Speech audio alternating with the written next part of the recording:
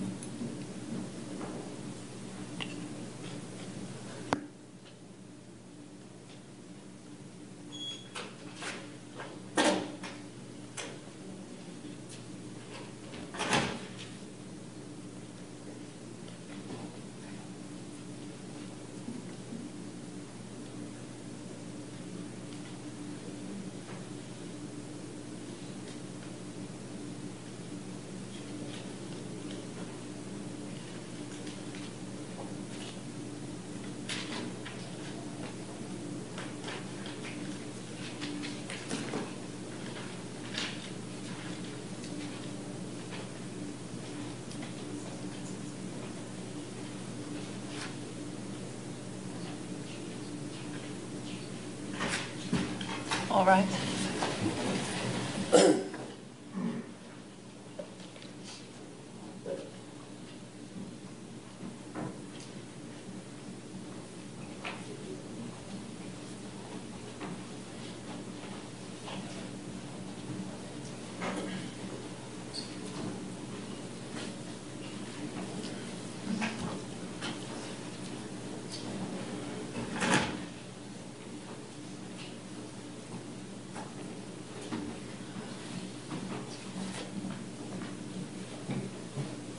Thank you. You may be seated. Welcome back, ladies and gentlemen. Mr. Noble, you're still under oath. Yes, and ma'am. Mr. Robles, you may proceed. I'd like to turn your attention to the state's claim that Mr. Boyd was surrendering. You would agree with me that you do not know what Mr. Boyd was thinking as the officers attempted to take him into custody before he was shot. No, I don't know what was in his mind. And no one can know what was in Mr. Boyd's mind. Is that right? That's true. Now, before the final frames when the shooting happened, you would agree with me that the officers worked with Mr. Boyd for approximately 3.5 hours to try and peacefully resolve the situation. Yes. And you would agree with me during those 3 hours, Mr. Boyd never gave any indication that he would willingly surrender himself to the police. Well, at one point he did pick up his bags and appeared to be wanting to start walking down the hill. Well, I was asking before the final frames during the shooting. I see. So before the final frames, which are captured on Officer Perez's helmet camera, you would agree with me that the officers worked for 3.5 hours to try and convince Mr. Boyd to peacefully surrender. Yes. And during those 3.5 hours, Mr. Boyd gave the officers no indication that he would peaceably surrender to their request. That's true. So as we move forward and we reach the point where the officers, Weimer-Skirch, Ingram, Sandy, and Officer Perez are up on the mountain with Mr. Boyd, you would agree with me that there was an effort made by Officer Perez to order Mr. Boyd to get on the ground. Yes. And you would agree with me that the first time that Officer Perez told Mr. Boyd to get on the ground, Mr. Boyd did not. True. There was a second time when Officer Perez ordered Mr. Boyd to get on the ground. Is that correct? Yes. And the second time that Officer Perez told Mr. Boyd to get on the ground, Mr. Boyd did not. That's correct. There was a third time that Officer Perez told Mr. Boyd to get on the ground now. Do you remember that? Yes. And after the third time that Officer Perez told Mr. Boyd to get on the ground, Mr. Boyd did not. Is that right? I'd have to look at the video to see the timing. I can't recall exactly when his head started making that turning motion and which statement when that was said without looking at the video. You would agree with me that there was a fourth time that Officer Perez ordered Mr. Boyd to get on the ground. Yes. You would agree with me that all 4 times that Officer Perez ordered Mr. Boyd to get on the ground, it was said in a loud command voice. Yes. In fact, you would agree with me that Officer Perez used the right tone and level of volume to instruct Mr. Boyd as to what Officer Perez wanted him to do. Yes. And you would agree with me that after the 4th time that Officer Perez told Mr. Boyd to get on the ground, what Mr. Boyd did next was reach into his pockets and arm himself with knives. Again, I'd have to go back and look at the video to see the timing on the orders and the sequence of events. How many times have you watched the video? Quite a few. Okay. Is there anything about what I've just said that strikes you that it's an inaccurate representation of what the video actually shows? No, but the video is the best representation, and I don't want to misrepresent what the video actually shows. You would agree with me that an accurate depiction of the video is that after the 4th time that Officer Perez told Mr. Boyd to get on the ground, that what Mr. Boyd did instead was to draw knives. Objection or asked and answered. I think he said he can't answer without seeing the video. I'm going to go ahead and let him answer with regard to this particular question. I can't answer without watching the video. Now, in your review of the video, you would agree with me that at no time did Mr. Boyd ever make a statement that indicated he was going to surrender. That's true. You would agree with me that nowhere in the video do you hear Mr. Boyd say, "I surrendered." That's true. You would agree with me that nowhere in the video do you hear Mr. Boyd say, "I give up." That's true. You never heard Mr. Boyd say, "Don't shoot." That's true. Mr. Boyd never said, "I'll drop the knives." That's true. You would agree with me that Mr. Boyd didn't say anything equivocal like, "Okay, okay, I give up." That's true. And you would agree that Mr. Boyd never said anything like, "Stop." That's true. So you would agree with me that at no time did Mr. Boyd ever communicate to the officers that he was about to surrender. That's true. Now, you would agree with me that Mr. Boyd never gave a physical gesture, such as raising his hands above his head, indicating he was surrendering. That's true. Okay. Mr. Boyd never dropped his knives. No, you did not. In fact, he held on to his knives even after he was shot. Yes. I'm going to object, Your Honor, when we approach. Okay.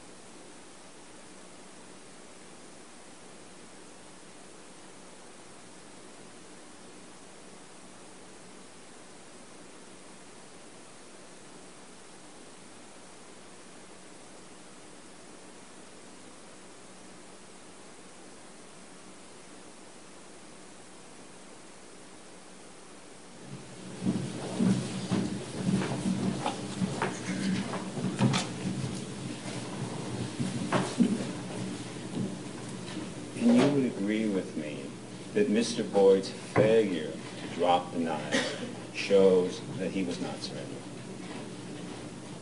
You trailed off in your last couple words. You would agree with me that Mr. Boyd's failure to drop, release, let go of the knives shows that he was not surrendering?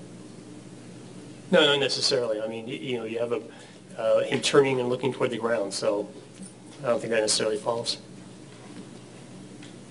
So if a suspect chooses to remain armed, they can still surrender? But depending on the circumstances. Now, Mr. Boyd could have dropped to his knees when ordered to do so by Officer Perez. He wasn't ordered to drop to his knees. He was ordered to go to the ground. Well, that's going to the ground, going down to the ground, your knees. He could have, sure. Sure. And you would agree with me that there is nothing in your review of the investigation of this case that indicated on the APD radio dispatch that any officer communicated their belief that Mr. Boyd was surrendering? No, there's nothing on the radio dispatch. And you would agree with me that you did not review any interview that suggested that any officer believed that Mr. Boyd was surrendering? That's true.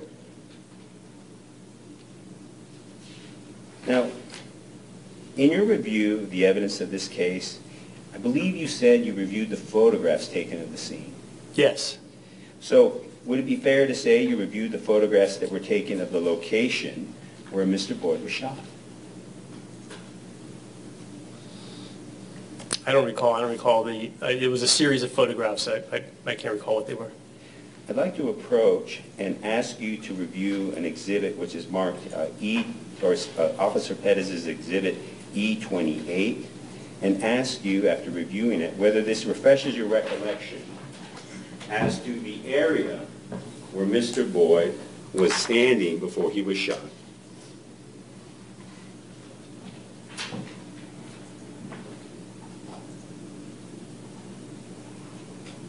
It appears to be, yes. Okay. Is that a picture you reviewed in preparation for your testimony in this case? I just don't recall. But does that picture refresh your recollection as to what you remember the photographs showing about the area where Mr. Boyd was standing at the time he was shot? Yes, this is consistent with what I recall.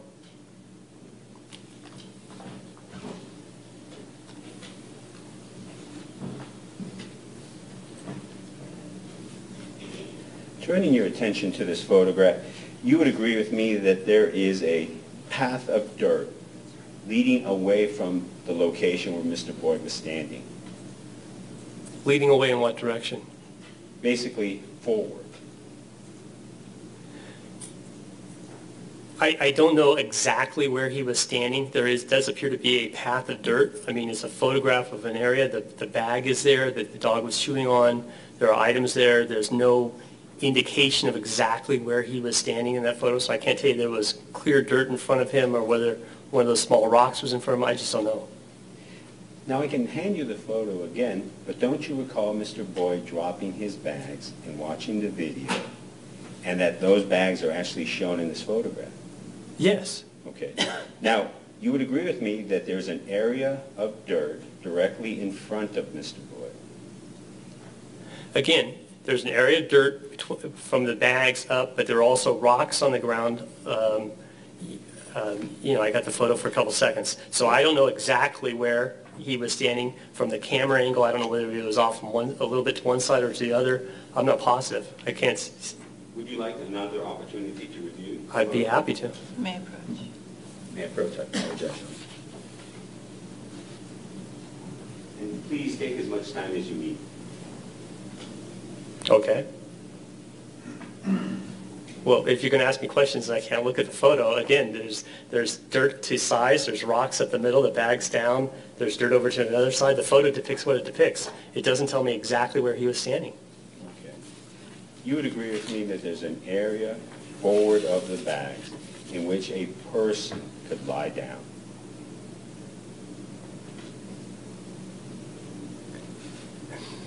Directly above the bag is a rock. There is some dirt. It appears to be at an angle.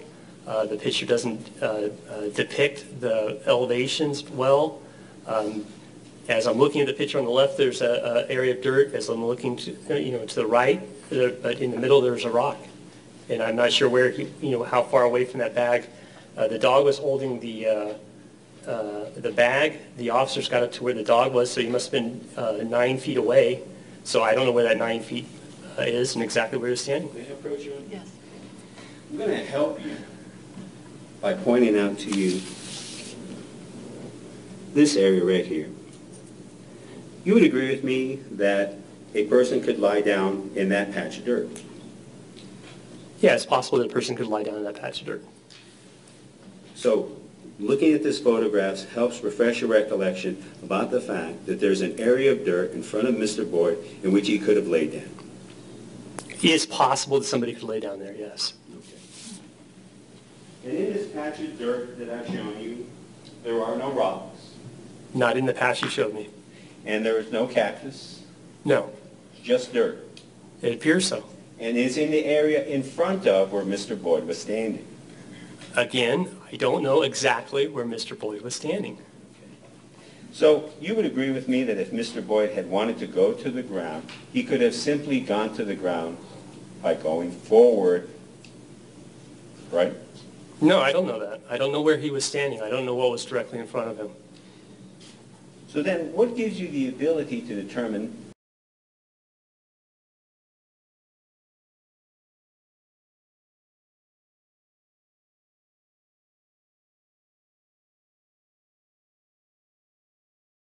That this did is foreseeable that things are going to go wrong. And this is one of those kinds of things that can go wrong. It's foreseeable that something like this can happen.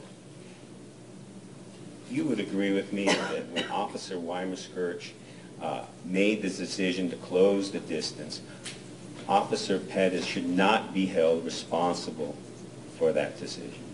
Officer Perez, no, he should not be held responsible for that And decision. you would agree with me that Detective Sandy should not be held responsible for the decision Officer Weimer-Skirch made to close the distance on Mr. Boyd? No, I disagree with that.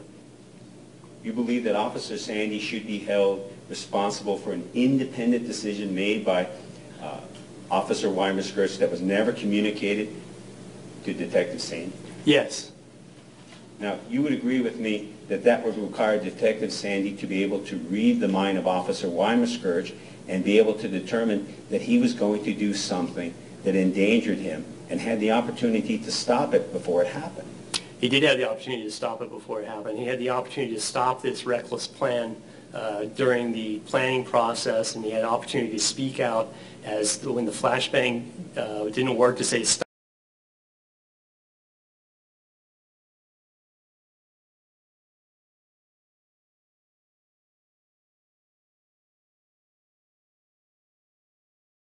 Opportunity to stop it before it happened.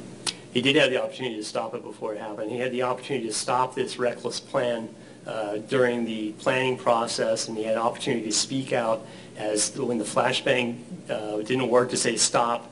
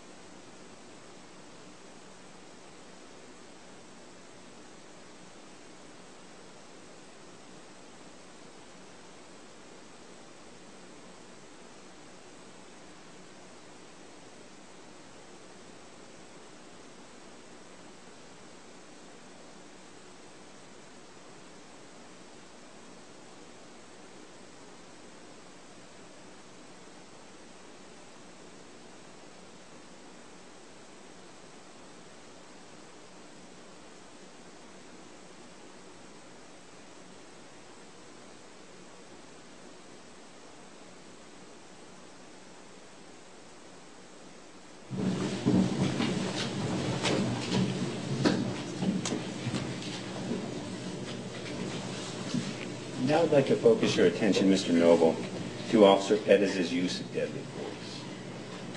Now, you would agree that your analysis of whether Officer Perez's use of deadly force was objectively reasonable focuses on the moment that Officer Perez made the decision to use deadly force. Yes. You would agree that at the moment analysis is appropriate for Officer Perez's decision. For Officer Perez, yes. Now, at the moment analysis focuses on the moment that Officer Perez made the decision to pull the trigger on his weapon. Yes. And to properly apply at the moment analysis, you must focus your analysis on the level of threat which Mr. Boyd posed to Officer Weimer-Skirch at the moment Officer Perez made the decision to pull the trigger. The level of threat and the most important factor, the immediacy of the threat. Focusing on the decision to use deadly force more specifically, you would agree with me that the Albuquerque Police Department had lawful authority to arrest Mr. Boyd. Yes. Officer Weimer-Skirch, Detective Ingram, all had been told by Officers Hernandez and Officers McDaniel that Mr. Boyd had committed the crime of aggravated assault. Yes. So those officers had the lawful authority to arrest Mr. Boyd for the crime of aggravated battery. Yes. Now, in arresting Mr. Boyd, you would agree with me that the officers could use a reasonable amount of force to take him into custody. Yes. And that the officers had a right to take Mr. Boyd into custody, even though he was mentally ill. Yes. Just because someone is mentally ill, that does not mean officers must forego their arrest. That's true. Now, you would agree with me that Mr. Boyd was given multiple warnings to drop his knives. Yes. And at no point did Mr. Boyd ever surrender those knives. That's true. Now, turning your attention to the crimes committed by Mr. Boyd. Mr. Boyd, of course, committed the crime of aggravated assault with a deadly weapon to the open space officers. Yes. You know from reading the computer-aided dispatch reports and listening to the radio tape that Mr. Boyd had an extensive criminal history of aggravated battery on peace officers in various jurisdictions, including Albuquerque. Yes. That's something officers would take into consideration when determining the dangerousness of a suspect. Yes. Now, you would agree with me that an officer is allowed to infer how dangerous a suspect is based on their previous criminal activity. It's one factor that they should look at, yes. So if an officer knows that a suspect has committed an aggravated battery on a peace officer, that officer can say that this is a suspect who is willing to commit that same crime against other law enforcement officers. Yeah, it should alert them to use more caution, that it's a risky, that this person poses a greater risk. And more importantly, you would agree with me that if an officer learns that a suspect has committed a violent crime against another law enforcement officer, that this is an inherently violent suspect. Yes. You would agree with me that the officers have the authority to defend their fellow officers from harm. Yes. You have no objection to an officer using deadly force to stop a suspect armed with a knife from inflicting serious bodily harm on another officer. Now, as long as their use of force is objectively reasonable based on the circumstances, absolutely. If an attacker with a knife gets within an arm's length of the officer, the suspect can inflict great bodily harm and possibly death on that officer. Do you agree with that? Based on the circumstances, of course, but as a general proposition, yes. You have no objection to Officer Perez using deadly force against Mr. Boyd so long as Mr. Boyd posed an immediate threat of serious bodily harm. That's true. Now, certainly you reviewed the Albuquerque Police Department's standard operating procedure. Yes. And in fact, you testified about them in your direct examination. Yes.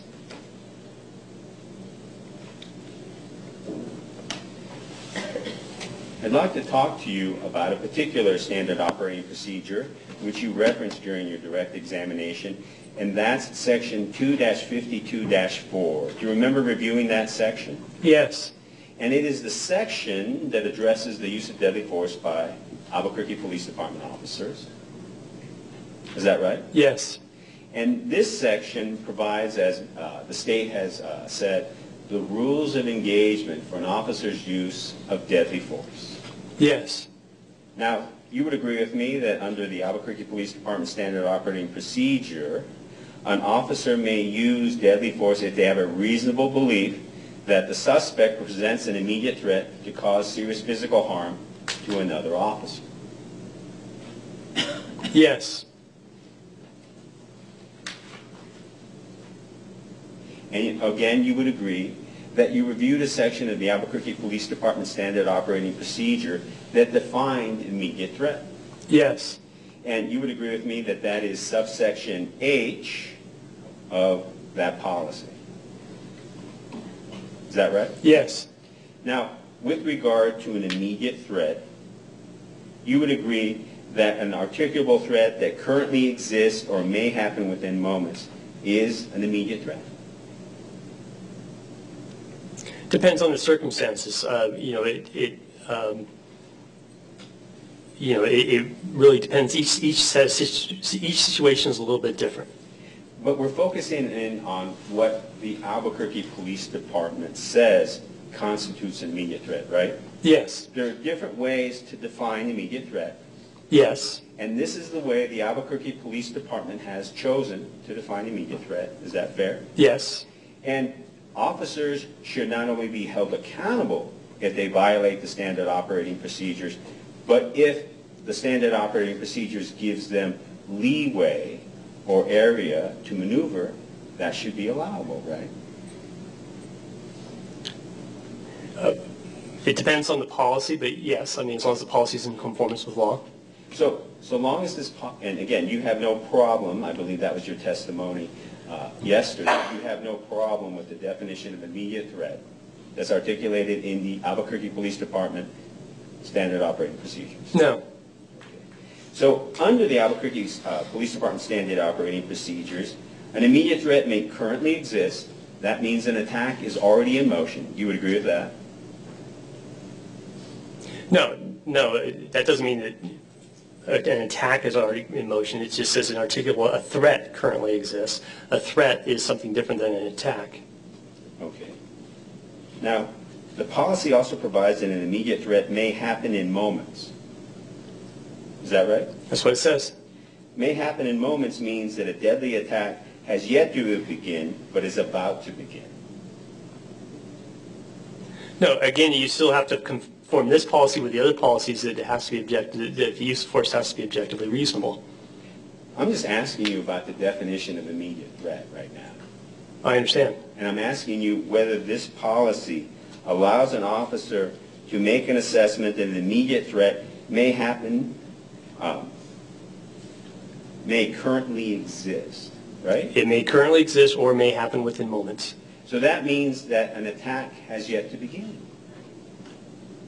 No, the threat. Again, you're substituting the word attack for threat. Okay. So a threat may not exist, but is about to exist. Is that a fair way of looking at an immediate threat under the Albuquerque Police Department policy? The way they have it written, yes. So if I'm a person armed with an edged weapon, and you can tell because of my intent, what I've said, the fact that I'm armed with a knife and I have the physical ability to do so, and I project to you that I'm going to cut you, that would be enough under this policy to determine that I pose an immediate threat to you. No, because the policy is interpreted with their training, and the training talks about an attack, and an attack begins with a movement. Okay. It doesn't say that here, does it? No, again, and we've talked about this throughout, that the policies are taught through training, and that's what the training says. So we give a policy, but then we explain those policies through training. Okay. But you would agree with me that this policy doesn't say what you believe training requires? No, I think that the text of the policy is what it is. I mean, for me, the way I read it is that the pre-assaultive indicators is that, that there has to be some type of movement, because that's consistent with their training. Now, there's nothing here about pre-assault indicators, is there? Under intent, I mean, the immediacy, I mean, you have to read the entire thing. It's that, for example, EG gives pre-assault indicators. Okay. Now, in order to determine whether there's an immediate threat, you look at intent, means, and opportunity. Is that right? Yes. So let's turn to the facts of this particular case and the application of those facts to this policy. You would agree with me that this use of force policy allows an officer to determine a suspect's intent from what a suspect says to an officer. In part, yes. Okay. And under APD's use of force policy, an officer can determine a suspect's intent by the nature of their verbal threats. In part, yes. So if a suspect tells an officer that they intend to kill them, under this policy, an officer can determine that a suspect has the intent to do serious bodily harm to that officer. You could show intent depending on the circumstances. For example, well, I don't want to give you an example, but it depends on the circumstances. So when, in this incident, you would agree Mr. Boyd threatened to kill the police. Many times. And Mr. Boyd said statements like, "I'm almost ready to kill you right now." Yes. And Mr. Boyd said, "I'm going to kill you if you try to hurt me." You remember him saying that? Yes. And you would agree with me that an officer under this policy could determine Mr. Boyd's intent from those words? Well, I think, again, you have to look at it in the totality of the circumstances. He said that many, many times, and yet there was no action after any of those times. So to say that he has that specific intent at that moment, I don't think that's fair. I think that what it means is that he's making these statements. It's certainly one factor. It's a factor you should evaluate. It's a factor that should put you into that red zone to use appropriate caution and other things.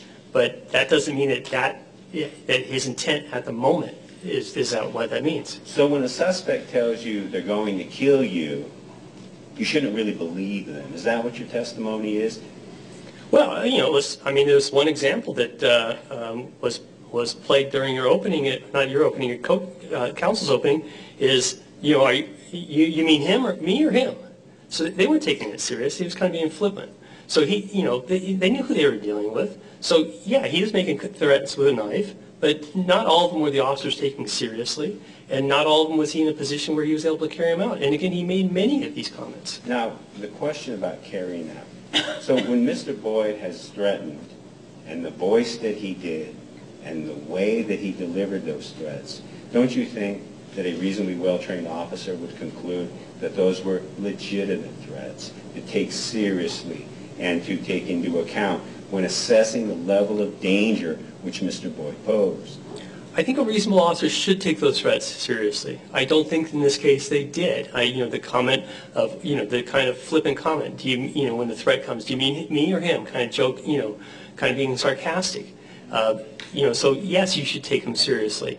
And that's why you bring 19 officers to the scene. That's why you call for SWAT. That's why you bring in these other tools to be able to resolve this. That's why you keep your distance. So when Mr. Boyd tells Officer Weimer-Skirch, "That's why I have to kill you tonight," you would agree that Officer Weimer-Skirch should be able to take that threat seriously? He should be too, yes. And so when Mr. Boyd says, "I'm not," when it regards to his knife, "I'm not dropping it. I'll drop it in your ass, man, and then I'll put it upside your neck," Officer Weimer-Skirch should take that seriously. Officer Weimer-Skirch should take that and act on it as appropriate based on all the circumstances, yes. So you would agree with me that Mr. Boyd communicated to Officer Weimer-Skirch the intent to stab Officer Weimer-Skirch in the neck? I think Mr. Boyd communicated throughout the course of this event many times that he was threatening to kill the officers with a knife.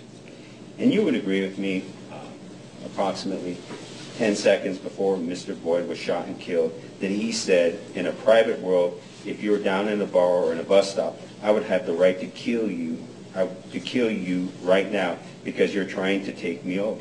Do you remember him saying that? Yes, I do.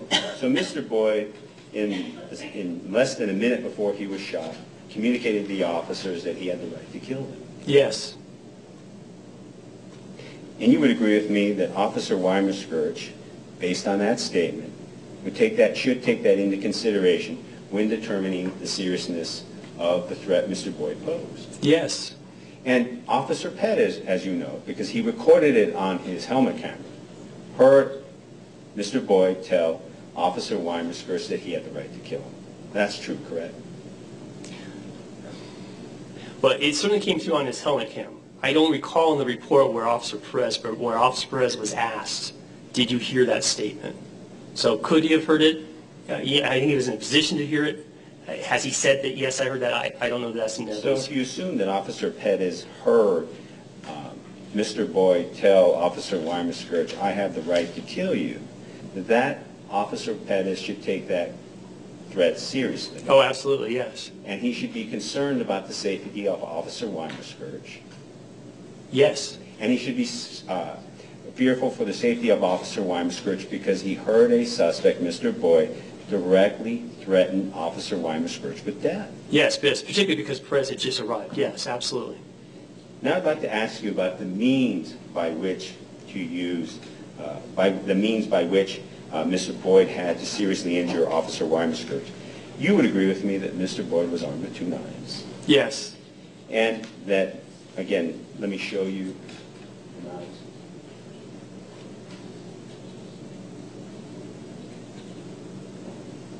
Now, do you recall seeing these knives? Yes. You agree with me that these are deadly weapons. Yes. You would agree with me that those knives are capable of stabbing Officer Weimer-Skirch. Yes. You agree with me that those knives are capable of cutting Officer Weimer-Skirch. Yes. Those knives can cause injuries to vital organs. Yes. They can cause serious injuries. Yes. And Mr. Boyd was armed with 2 of those knives. Is that right? Yes. Let's talk about opportunity. Now, under opportunity, you would agree with me that it simply means that a suspect is close enough to an officer so that he can cause serious physical injury. Is that right? No, I think, again, you have to combine this with their training. So, yes, he's in a position to do so. Now, under the policy, doesn't it say, with regard to opportunity, that the person must be in a position to do so? That's what it says. So, if a suspect is close enough to an officer to stab them, that gives them the opportunity to do so. If they're able to do so immediately by simply reaching out and doing it, yes. But it doesn't qualify quite like you explained. Is that right? No, it's just, I mean, all it says is in a position to do so. So again, you have to look to their training to evaluate this.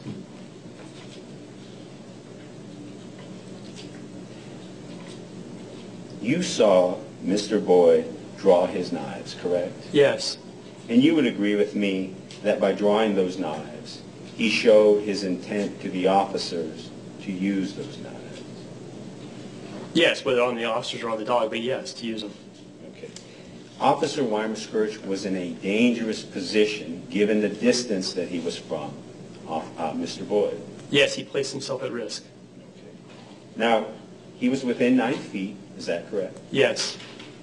And that's dangerous for Officer Weimer-Skirch's safety. Depending on the circumstances, it could be, yes. If I remember your testimony correctly, he was 2 steps away from being stabbed.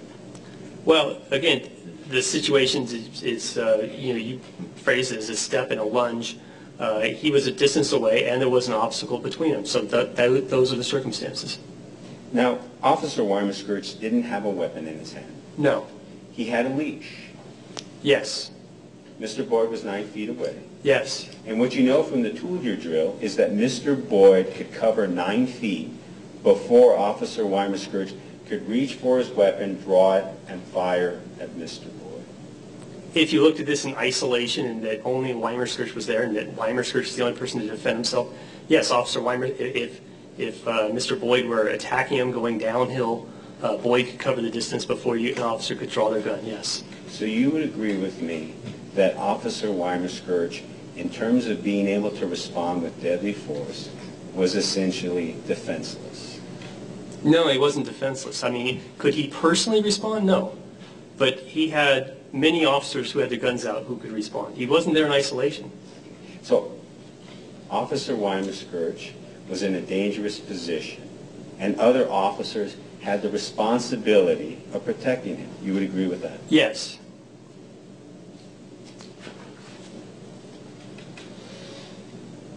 Now, to show immediacy under APD's use of force policy, the officer must show intent, means, and opportunity. Is that right? Yes. And you would agree with me that based on the numerous statements made by Mr. Boyd, that Mr. Boyd showed his intent to kill officers? Well, again, when you're phrasing it in immediacy, intent means about that immediate threat. So, yes, he's made these statements over the course of time. He made these threats. Was there anything he made that at that immediate time, no. You would agree with me that Mr. Boyd, armed with knives, had the means to kill officers if that's what he was allowed to do? Yeah, he had the means. Okay. And because of the distance between Mr. Boyd and Officer Weimer-Skirch, who was unarmed, the opportunity presented itself for Mr. Boyd to stab Officer Weimer-Skirch. No, there was only an opportunity if the immediacy evolved, if there was some sort of movement or the attack was initiated. So you would agree with me that if I showed you the video and I showed you a stab, that would be enough to prove that the opportunity was there? I've seen the video. If indeed Mr. Boyd took a step or a lunge toward the officers, if he took a step or a lunge toward the officers, then the officer's use of deadly force would have been justified. Now I'd like to ask you about a different question. That's with regards to physical lag times. In your opinion, I guess I should ask it a different way. During your work as a law enforcement officer, you've come across the term known as physical lag times, have you not? Yes. And in police work, physical lag times is the time required by an officer to perceive, decide, and react to an impending threat. Yes. And do you agree that it takes time for an officer to perceive, decide, and react to an impending threat? Yes, I think, as human beings, it takes us time to process information and make a decision and act, yes. Do you agree that it takes more time to process difficult decisions than easy decisions?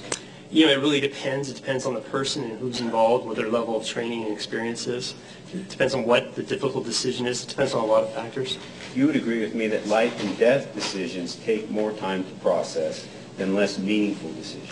Objection beyond the scope of expertise, Your Honor.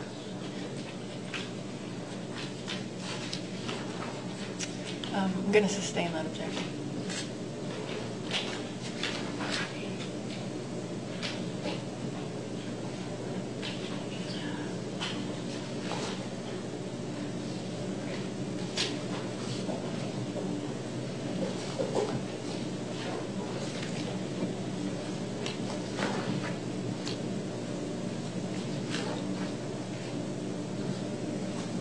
Now, with regard to the use of the helmet camera, that's one of the things that you focused upon in your review of the use of force in this case. I don't know about focus on me. I certainly reviewed it, and in this case, it was very valuable evidence. You would agree with me that the helmet camera is one piece of evidence in a case which contains numerous pieces of evidence. Oh, yes. And although the camera can provide some information, you would agree with me that the camera cannot provide all the information necessary to make a full informed decision as to what happened here. No, you need to look at all the evidence. You would agree with me that Officer Perez's helmet camera has limits. Of course. Officer Perez's camera only records in 2 dimensions. Yes. Without depth of field, the viewer can never accurately judge distance. True. And the camera can sometimes see better than the human eye in low light conditions. Depending on the circumstances in the camera, yes. Now, you would agree with me that the camera cannot replicate what Officer Perez was able to see through the sights of his rifle. That's true. You would agree with me that the camera does not show what Officer Perez actually saw at the moment he made the decision to use deadly force through his sights. No. You would agree with me that a camera can never replace a full and thorough investigation. No, you still need a full and thorough investigation. A video can never tell the full story. No.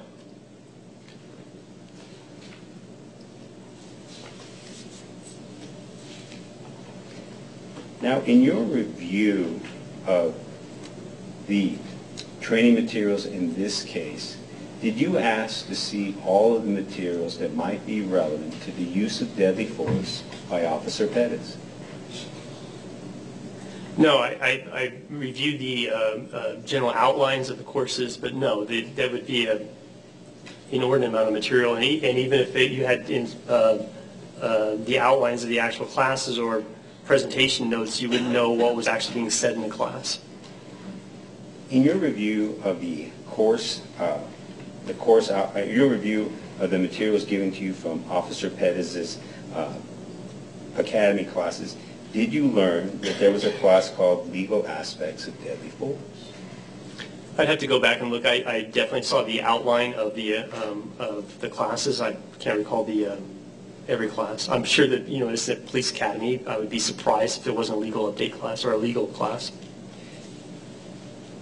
Knowing what you know about police training, didn't you think it would be important for you to review the course or the course material for a class entitled Legal Aspects of Deadly Force? No, not in this case. Why is that? Because police officers are trained in a manner that they're going to be following the law. I look at the policies appear to be consistent with the law, and the training that I saw appeared to be consistent with the law. So for you, it wasn't important to review the law that Officer Perez was taught regarding the use of deadly force? Yeah, I saw no indication in Officer Perez's statement that somehow he was trained in some different manner or some issue that popped up. So no, I didn't see any issue. May I take a moment to confer you? Yes.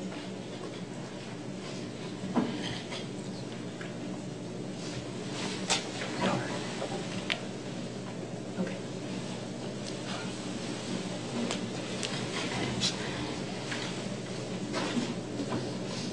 Those are my questions. All right. Ask the witness. We're going to take about a 10-minute recess before the next cross-examination portion. Please stand for the jury.